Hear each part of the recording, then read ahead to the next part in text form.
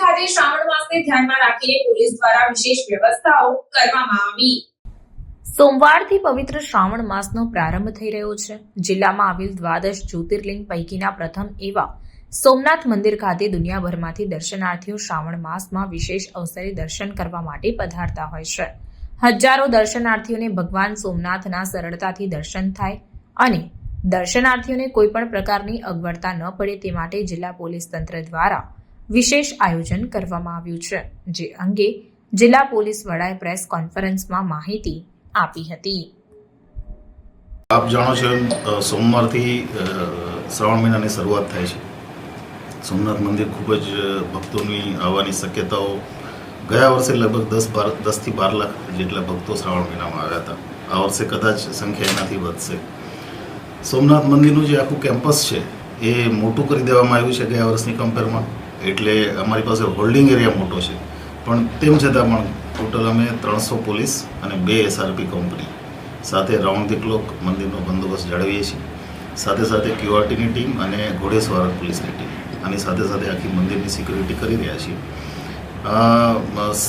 ત્યાં અમારી પાસે જે અવેલેબલ મંદિરની સિક્યુરિટીના જે સ્ટાફ છે એને પણ અમે ટ્રેનિંગ આપી રહ્યા છીએ અને એના બધાના સંયુક્ત સંકલનથી, વહીવટીતંત્રના સંકલનથી અમે આખો બંદોબસ્ત પૂરો કરવાનો છે। અમે હંમેશા જ્યારે સોમનાથ મંદિરનો શ્રાવણ મહિનાનો બંદોબસ્ત ચાલુ થાય એટલે પોલીસ અને સોમનાથ સિક્યુરિટીની હોમગાર્ડ, GRD બધાની કમ્બાઈન એક બિહેવિયરલ ટ્રેનિંગ સિનિયર અધિકારીઓ તરફથી અને એના એક્સપર્ટ તરફથી રાખતા હોઈએ છીએ।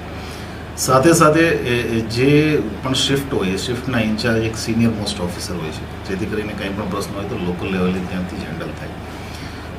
આ વખતે પાર્કિંગમાં થોડોક ચેન્જ આવ્યો છે, ખાસ કરીને VIP પાર્કિંગમાં, જેના બાબતે અમે ઇન્સ્ટ્રક્શન્સ જે કરવાની છે એ કરી દીધી છે।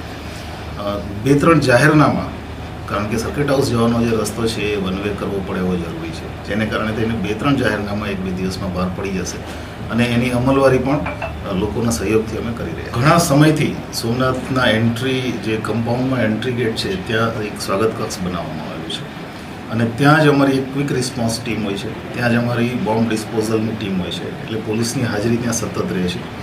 સાથે સાથે છેલ્લી જે અમારી સિક્યુરિટી એનાલિસિસની મિટિંગ થઈ એમાં અમારું જ સજેશન હતું કે સોમનાથ મંદિરની પાસે 108ની એક મોબાઈલ ટીમ કન્ટિન્યુઅસ રાખવામાં આવે અને જેથી કરીને જે ખાસ કરીને વધારે એજવાળા લોકો આવે છે એમને ઇમરજન્સી ઊભી થાય તો આપણે તાત્કાલિક મદદ આપી શકીએ।